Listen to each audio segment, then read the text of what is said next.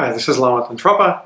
Welcome to the 5th webinar of the Qigong Coaching Certification Program, which is the part of the apprenticeship program at Academy Qidao.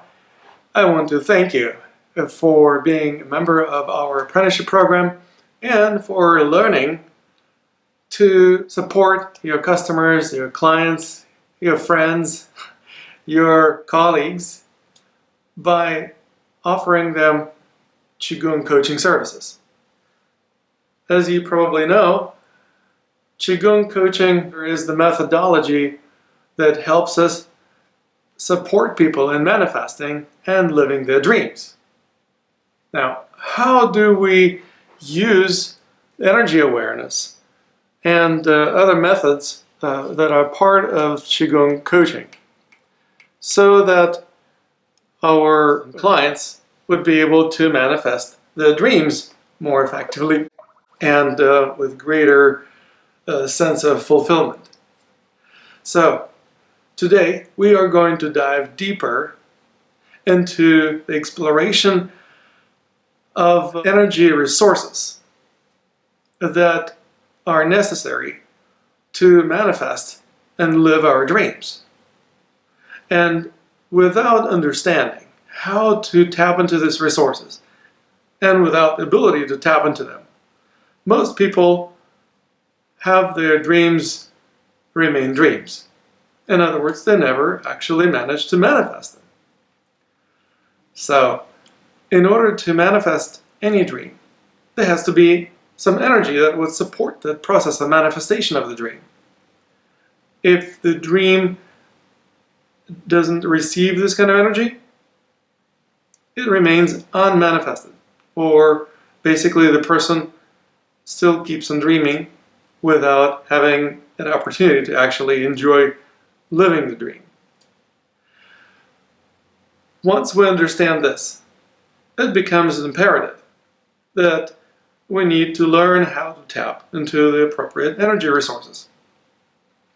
And one of the most important resources that we learn how to tap is also a part of the skill set that is required for a person to be coachable. You already know that we don't just work with everybody. We actually work with people who are coachable people. How do we know that they're coachable? Well, one of the aspects, one of the qualities required for coachability is the ability to learn from past experiences, especially the experiences that seem to be problematic or traumatic or challenging. Something that we experience as a setback, something that we experience as a thing that we wish didn't happen. In many cases, those setbacks are lessons that we can learn from. And once we learn whatever the lessons there was in there to learn, we can actually apply that lesson so that we don't repeat it again. When we learn the lessons that life presents to us, we actually become grateful for having those lessons.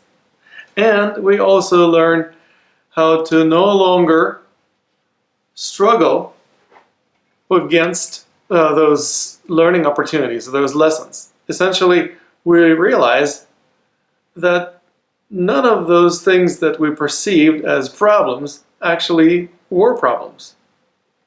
In fact, they were profound learning opportunities for which we become grateful, which we apply as new skills or new wisdom that we gain from. That means that we are no longer struggling with our life. We are actually living a much more in the flow lifestyle. This is an intelligent way to be, if you ask me. But many people don't live their lives this way. So we cannot promise that we will be able to help everyone. But we certainly can help those people who have the ability to tap into the learning state of consciousness. How do we know that they're capable of doing that? Well, we ask them questions. And the questions are pretty simple. For example, we ask them questions even at the beginning of our coaching relationship. Have you ever experienced a setback or a problem that at the time when it occurred felt like a major challenge, but from which you managed to learn and grow and eventually realized that that was a fantastic lesson that you needed to experience in your life? And then we give our client the opportunity to think about it and perhaps come up with one or more than one examples of that. If the person has this kind of experience under their belt, that means that they have the capacity to learn from their past challenges. And I would say that the majority of people probably have experienced at least once in their life some type of setback or some type of challenge that they eventually learn from. Now, some people are quick learners, and so for them it takes just a few days or maybe weeks to learn whatever there was to learn from that experience so that they would no longer perceive it as a problem. For some people, it may take months or even years. For some really slow learners, maybe decades. Eventually, they may still get it, but they spend all this time essentially feeling like that was a big problem. If we give the person this opportunity to recall an experience of learning from past problems or past troubles, that already gives them an opportunity to recall what it was like to be in the learning state of consciousness. You see, memory is state dependent. So in order for you to be able to remember something, you need to enter a similar state of consciousness, and vice versa. The more you enter into a similar state of consciousness, the easier it will be for you to recall the experience that you had in that state of consciousness. Makes sense, right? So, as you ask your coaching clients to recall a particular event or a particular episode in their lives from which they managed to learn and grow, even though initially it felt like a big problem or a setback, they start digging into their memory banks. They start literally going down the memory lane and discovering certain episodes or recalling certain episodes in their lives that they perceived as problems. The further back they go, the more likely that they experienced this learning state of consciousness on a regular basis. In other words, as we grow older, we often forget what it's like to be constantly learning. As they say, it's hard to teach the old dog new tricks. On the other hand, as children, we were constantly learning. Children are like learning sponges. They're constantly soaking in new information, connecting the dots, rediscovering certain new patterns, or developing certain associations in their minds. And these associations and this pattern recognition and the ability to connect the dots between cause and effect is exactly what allows us to learn. So as children, we were probably learning at a very high rate. We were constantly learning something new. So what I invite you to learn right now is how to take your coaching client down the memory lane further into their childhood. We're not interested in hearing the stories about some problems they had in childhood, how perhaps they were abused or bullied or whatever other issues they might have experienced. Of course, it's important to realize that those issues that they had happened. We don't want to negate them. We don't want to dismiss them and say, well, who cares if you were bullied? It would come off really callous. And you don't want to make your clients feel like you don't care about them. You actually do care about them. Otherwise, you wouldn't be working with them. You're not working with your clients just because they pay you money. You work with them because you care about them. You have compassion and you genuinely want to support them in their personal growth and development. That means that you do care about their past experiences, especially the ones that they learned from. Now, if they continue bitching and moaning about some past experiences that they had as children that they still perceive as problems, that means they still haven't learned from those experiences. So we cannot really use them as the example of switching from perceiving experience as a problem to perceiving it as a lesson. That's why we don't get stuck talking about them. But we do want to focus on the specific experiences that our coaching clients did manage to reevaluate and recognize the great value of the lessons that they received from those experiences. So, how do we determine which experiences our coaching clients learn from? We ask them exactly the question that I already stated. Can you recall an event from your life, perhaps from your childhood, that at the time when it happened felt like a big problem or a challenge or perhaps a setback? But you eventually learned to recognize the value of the lessons that you gained or learned from that experience, so that you become grateful for having that experience in your life. This means that we invite the person to go not just down the memory lane and recall some experience that was a problem. We invite them to go down memory lane and recall the experience that they actually learned to recognize as the lesson, as the learning opportunity, for which they became grateful, for which they no longer have any grudges for against anyone. That means we actually help our coaching clients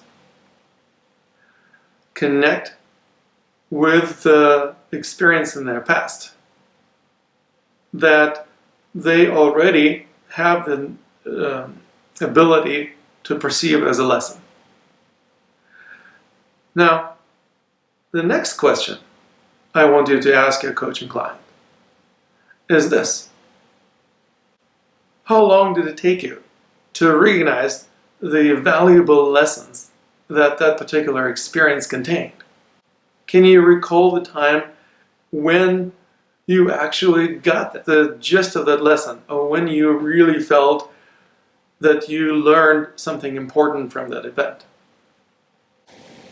This shifts their memory from the experience of the problem to the moment when they had the aha experience or the aha moment, the moment of recognition of the valuable lesson. You see, that is the time when person had access to that state of consciousness that we consider the learning state. – – – – – – – – – – – – – – – – – – – – – – – – – – – – – – – – – – – – – – – – – – – – – – – – – – – – – – – – – – – – – – – – – – – – – – – – – – – – – – – – – – – – – – – – – – – – – – – – – – – – – – – – – – – – – – – – – – – – – – – – – – – – – – – – – – – – – – – – – – – – – – – – – – – – – – – – – – – – – – – – – – – – – – – – – – – – – – – – – – – – – – – – – – – – – – – – – – – – – – – – – – – – – – – – – – – – – – – – – – – – – – – – – – – – – – – – – – – – – – – – – – – – – – – – – – – – – – – – – – – – – – – – – – – – –– – – – – – – – –– – –– – – – – – – – – – – – – – – – – – – – – – – – – – – – – – they had access to the energy resources associated with that learning state. What do we do with that? We will use that moment as a role model, or we will use that person as their own role model. You see, it's very important to have positive role models in your life. What if you can be your own role model? Well, that will be easier for you to tap into certain resources that you're trying to model after, because you've already experienced that. The same applies to your coaching clients. You actually help them model after themselves at that moment in time when they learn something. So, again, we invite them to go down a timeline. I actually invite you to ask your coaching client to draw the line on a piece of paper. Somewhere in the middle of that line is the present moment. And on one end of the line, there is the point of birth. So this is their timeline of their entire lifespan. Now, we don't know how long they're going to live, so the other side of the timeline is a mystery. We don't know how far they will be able to travel down that side of the timeline. But we do know that they've traveled on one side of the timeline between the current moment and the moment of birth.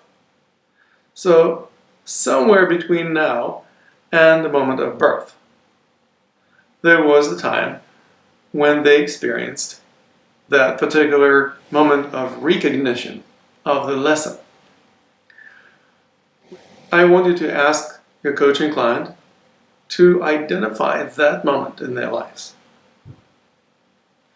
How long did it take them between the moment of having the challenging issue and the moment of recognizing the valuable lesson contained wherein?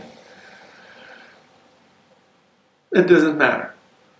For some people, like I said, it may take years. For quick learners, it may take days or maybe even less, maybe hours. If your coaching client is such a quick learner, great. If not, you can help them become a quicker learner. And we will discover how to do that today. Once the person managed to identify a specific point in time along the timeline, when they experienced that aha moment, that moment of truth, recognizing the lesson contained within their challenging situation or experience, ask them to use third party's perspective, to look at themselves from a point of view of a fly in a wall, and literally ask them to describe to you where they were, what they perceived around themselves, what were they surrounded with. They may recall their own appearance, even though it doesn't really matter. They may recall certain sounds or certain events happening around them that occurred at the moment of recognizing the valuable lesson. If there is no one particular moment when they recognize that the lesson that was contained within the challenge was so valuable, but they kind of gradually arrived to that point of recognizing the lesson, that is still okay. You basically ask them to recall, if not one particular moment in their life, perhaps a broader episode in their life.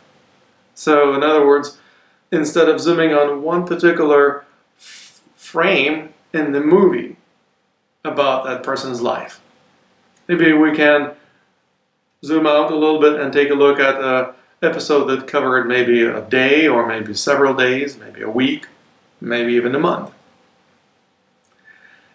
That essentially is, again, the skill of association and dissociation, either zooming in or zooming out. And you probably heard me saying it more than once, that most people don't really know how to associate and how to dissociate at the right time. So they often have tendency to dissociate when they actually need to associate. For example, when they experience a challenge, often people experience dissociation. They just kind of leave their physical body. They may be afraid, they may be going through a traumatic experience, they may be going through some sort of an accident, or going through a violent episode. Often people literally dissociate from their physical bodies when they actually need to be fully associated. Now, the other end of the equation also happens just as frequently. People have tendency to get associated at the times when they actually need to be dissociated. For example, when they're going through some sort of a dialogue or debate with another person or with a number of people. If you're a business person and you are trying to negotiate about something, or if you're a mediator and you're trying to mediate, or party to mediation and you need to actually arrive to some kind of agreement, it's hard to agree with anyone if you are stuck in your perspective. So it's important to be able to dissociate from your own perspective, from your own physical locale, and become able to look at the situation from the third party's point of view, or from point of view of a fly in a wall. So that is the perspective you invite your coaching client to experience that particular episode in their lives. Once again, invite them to look from a point of view of a fly in a wall at the particular moment in time, or observe a particular day in retrospect, or maybe even a week, or maybe even a month. Whatever period of time it took them to develop a recognition of the valuable lesson that they received from the prior experience. And what you want to ask your coaching client next is very important. What was the energy that allowed you to learn the lesson contained within your challenging situation or issue? You see, the fly on the wall doesn't care about appearances. It only pays attention to energy. That's why I use that metaphor quite literally. Imagining being able to perceive the human being from a point of view of a fly means that there are no judgments, there are no expectations, there are no assumptions. It's pure energy experience. And that's exactly what we need in order to identify what kind of energy was associated with the ability to learn. Next, you need to ask your coaching client. Find a specific part of the body where that energy was concentrated the most, or from where it radiated. In other words, there must have been a particular energy center or some part of the body that had the highest concentration of that energy.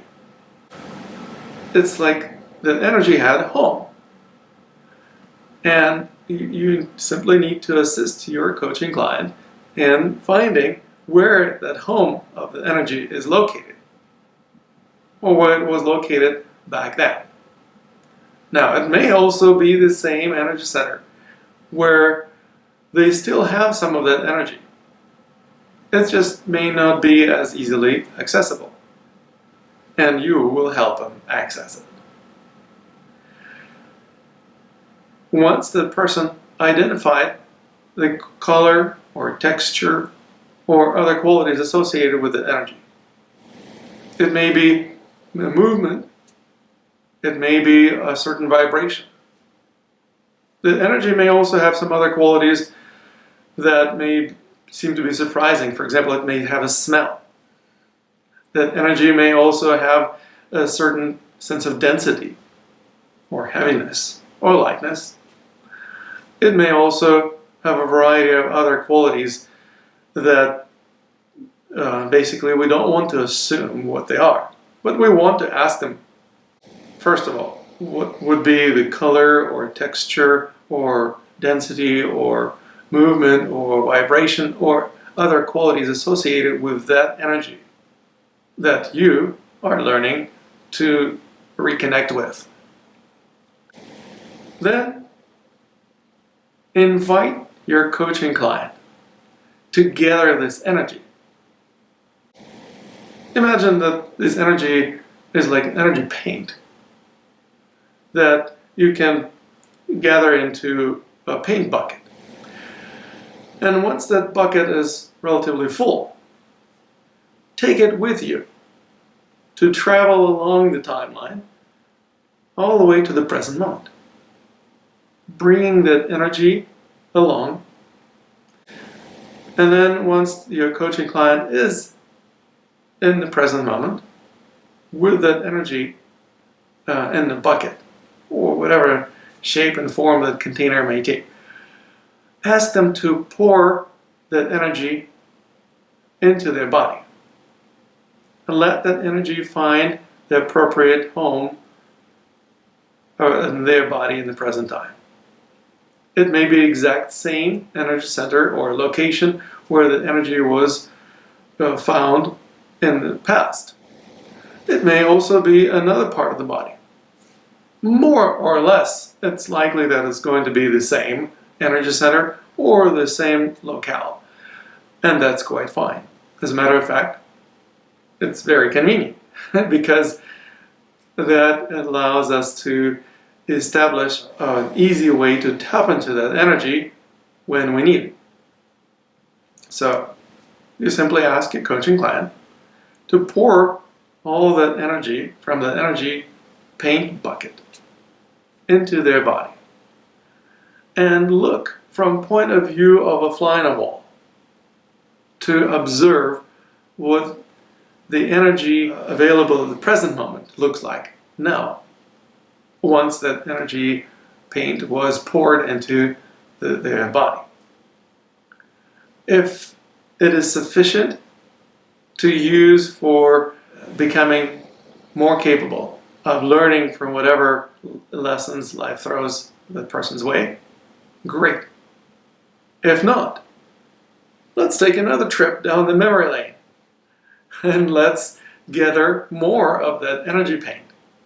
And again, bring it into the present time, pour it all over their body. Maybe it will coat the body with paint, but most likely it will find its way to the particular energy center or particular part of the body where it needs to reside or it feels like it's in resonance with.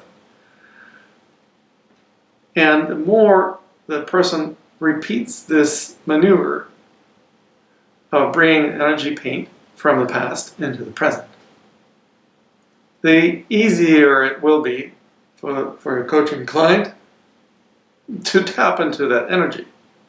So after the second or maybe third repetition of this move, they're virtually guaranteed to be able to access this energy on the spot. An easy way to achieve that is also to touch that particular part of the body, wherever that may be. For example, let's say it's my solar plexus. So I connect with that particular part of my energy field or energy system.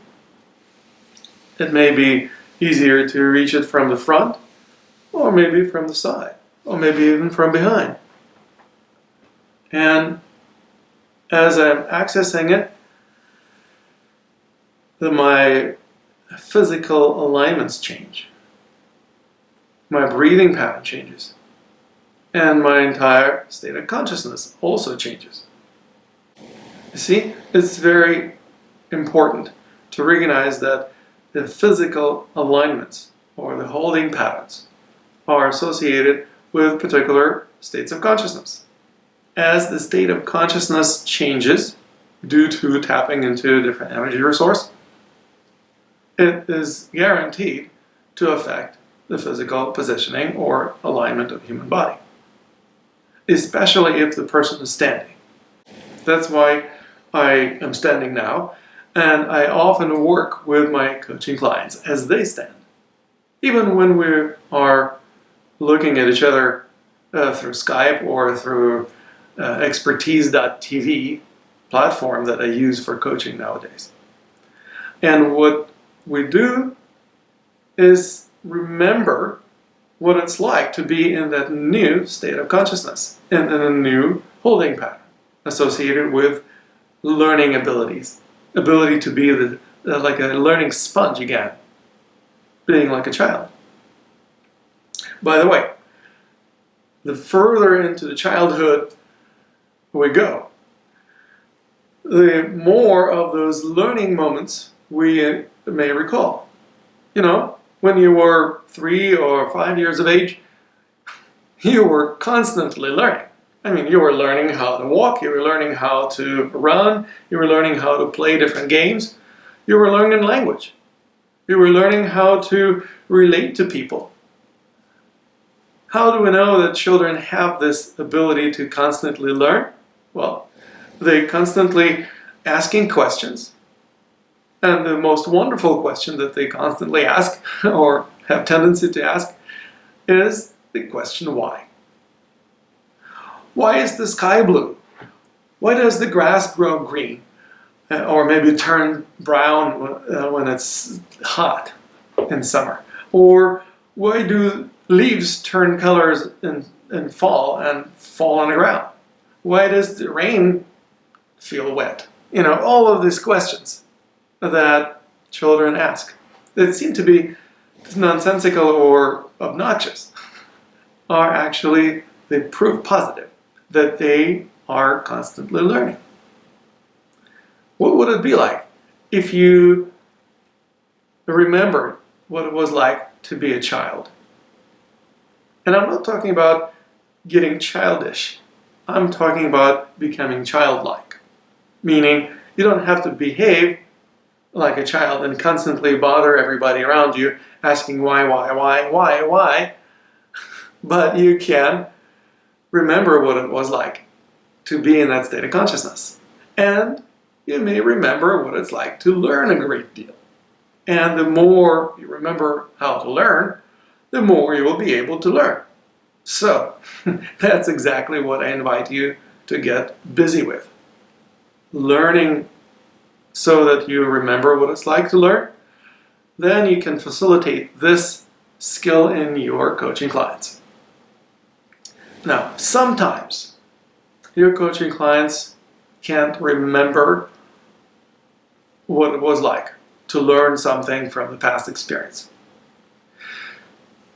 Does it mean that they've never done it? Doesn't mean that.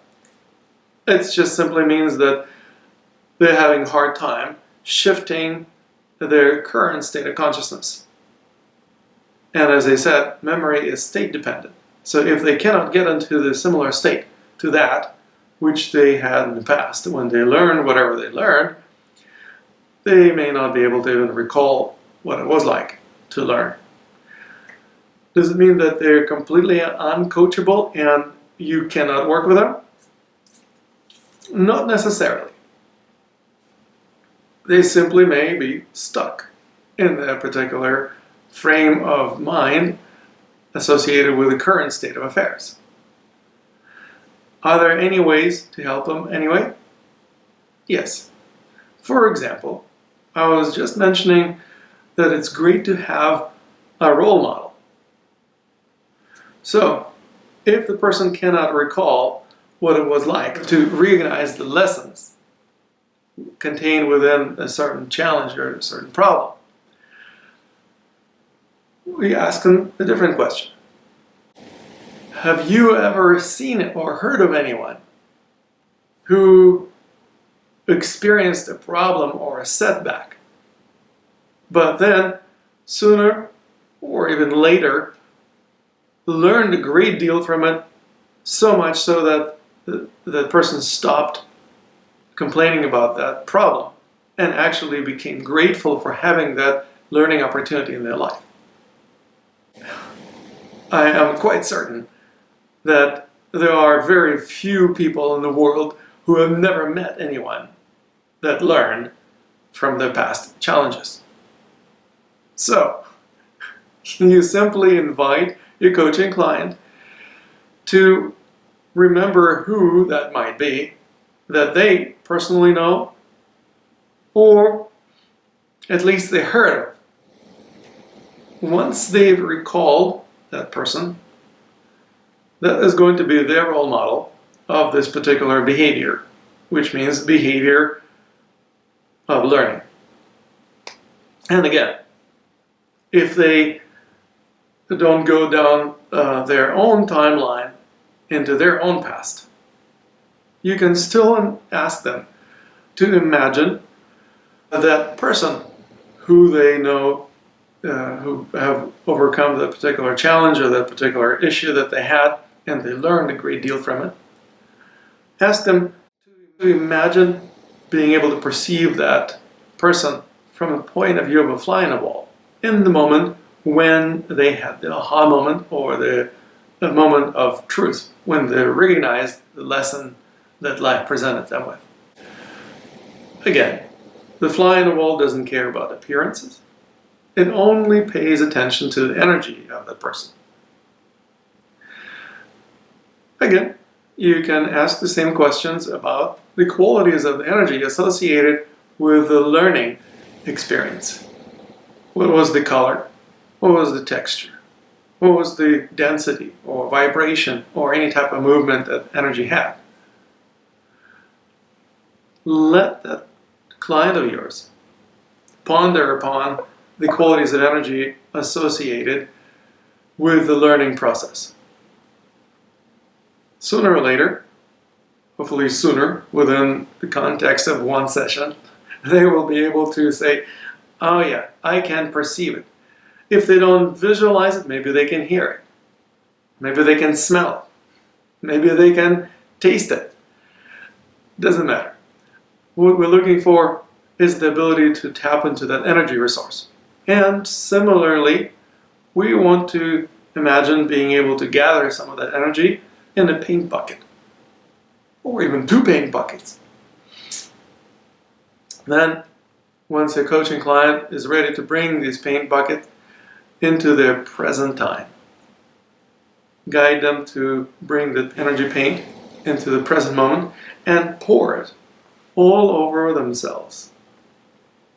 Again, let that energy find the home within their energy system. Maybe it's going to be the same energy center where the energy resided in the role model.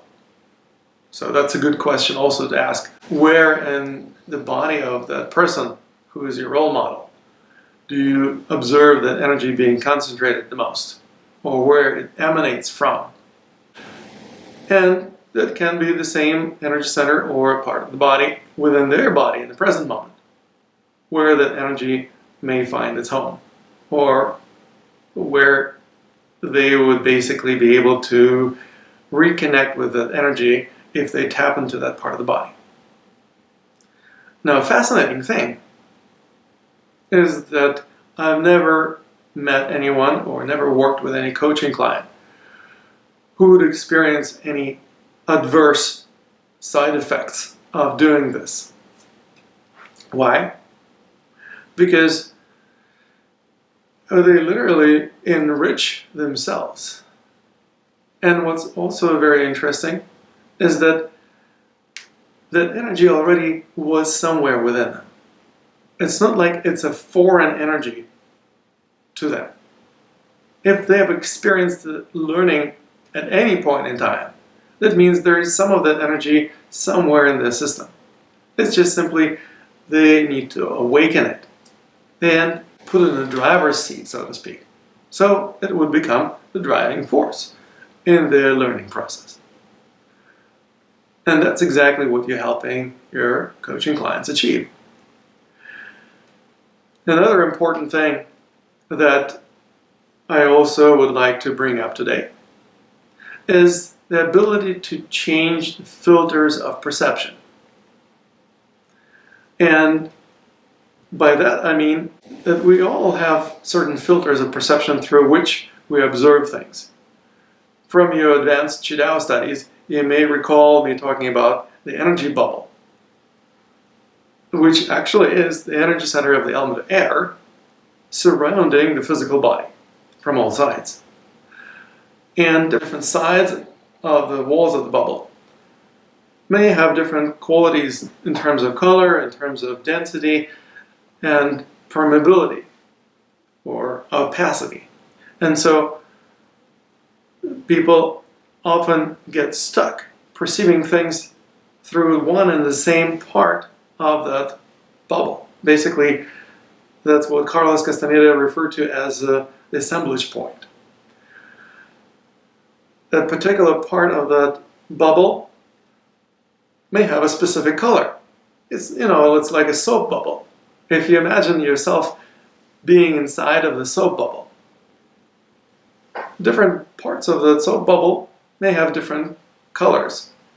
And depending on which of them you look through, everything will be painted in a different manner. So something may look blue, some may be pink, some may be violet, or some other colors. What we do is we determine that some of these colors may be particularly helpful, whereas others may be not so helpful. If there is a particular color that is associated with a current way of perceiving things that's not working for our coaching clients, we help them switch the filters. Of course, from your advanced Qigong studies, you may recall that optimal or ideal way of dealing with this bubble would be to open the windows in its walls, through which we would be able to perceive things without any filters. To have the raw perception would be the most direct way to observe things. And also it would mean that the person is no longer feeling like they're separated from the rest of the universe. Now, I don't expect you to engage your coaching clients in this level of Tantric Qigong studies, at least at the beginning. So let's not jump too much ahead in the progression of studies, but you can help them adjust or switch the filters of perception in the present moment, even without them becoming your tantric partners, or without them going through all the basic, intermediate, and advanced steps of learning Qigong. You can actually help them affect their perception. How do you do that? Well, obviously, we can use the same methodology that we were already talking about in terms of using energy paint. It's just instead of pouring that energy paint onto the physical bodies and finding where in the body it might go, we may also paint it over the entire bubble. That's right. If the bubble is painted over using a different color of energy paint, that's going to serve as a filter of different frequency or different opacity. And so what we do is we essentially bring not only into the body, but also surround the body with a new filter of perception. The filter associated with perceiving things as learning opportunities as quickly as possible. Remember, some people are quick learners. And I also mentioned that you can help slow learners to become quicker learners. Well, this is the way to actually do that. You help the person perceive things through the new filter of perception associated with recognizing the lessons as quickly as humanly possible. For some people, it may still take a few minutes, but for some, it will be just a matter of seconds, or even under 1 second. So that is essentially what would be a desirable level of learning capabilities. We also want to test whether or not it really worked for them.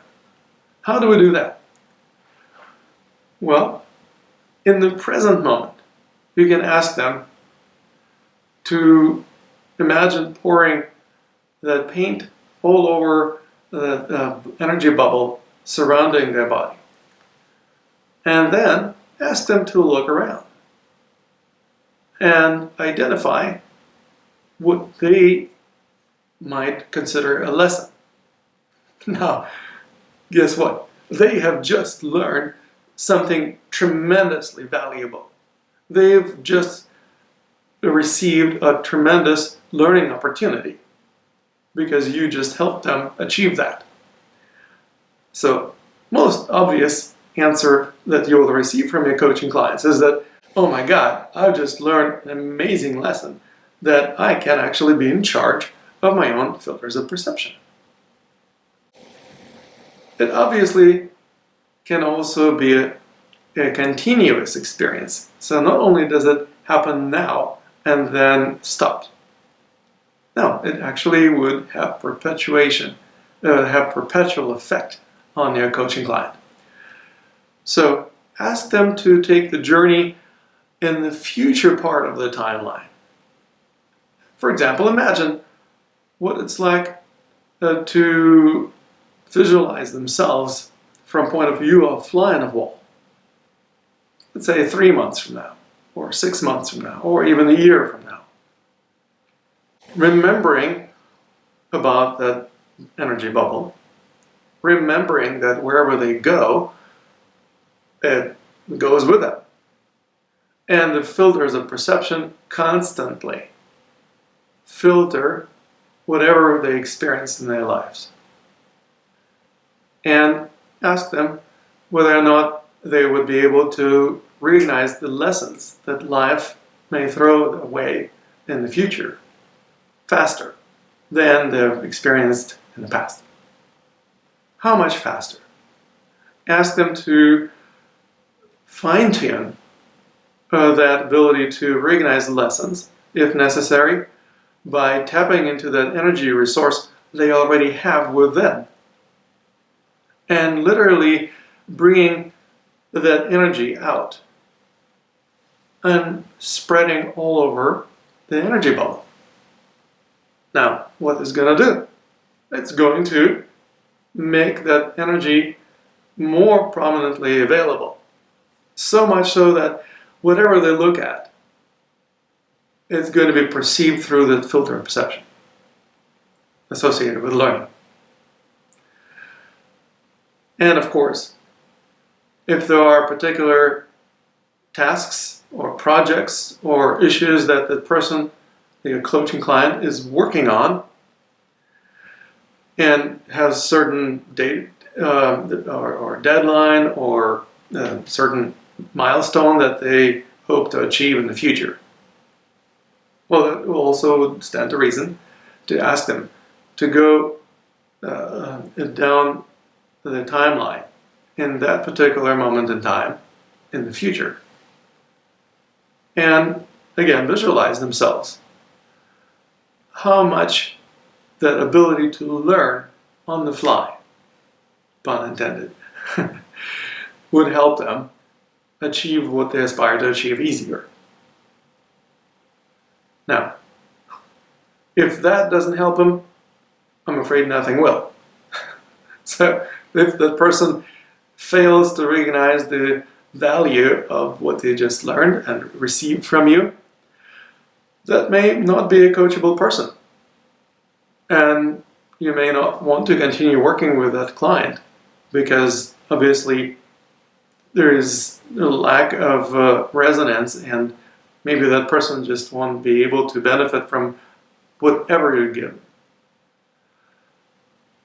This would be a tremendous gift to most people. I hope you recognize the tremendous value of this gift for yourself and experiment with your own energies. So I invite you to go down your own memory lane. Tap into particular energy resource associated with recognizing the lessons associated with a particular experience in your life that you already learned from. You already know how much you benefited from having that particular experience, even though at the moment when it happened, you might have perceived it as a problem or as a setback. See how you can bring that energy into your body in the present moment. And then also expand it beyond your body, creating an energy bubble so that you can perceive everything from this point on through the filter of perception associated with learning. Is this going to help you become a better apprentice? I bet you, baby, it will.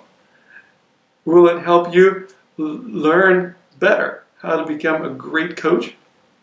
Absolutely. Will it help you thrive better in other aspects of your life? Of course it will. Because pretty much every aspect of your life depends directly upon your ability to learn whatever there is there to learn so that you can improve upon what you experience. In other words, there is no limit to this incredible methodology of tapping into the energy resources and bringing them front and center into your present moment, and also bringing them along wherever you go from this point on in the future. And remember, the future is a dream. So dreaming about going somewhere surrounded with an energy bubble is completely acceptable. Dreaming about being able to achieve more than you have been is also normal and natural. And so I encourage you to do exactly that. And if you run into any challenges or any questions regarding this particular method that I just shared with you, feel free to ask me either by email or during your upcoming coaching sessions. I look forward to working with you then. Until then, namaste.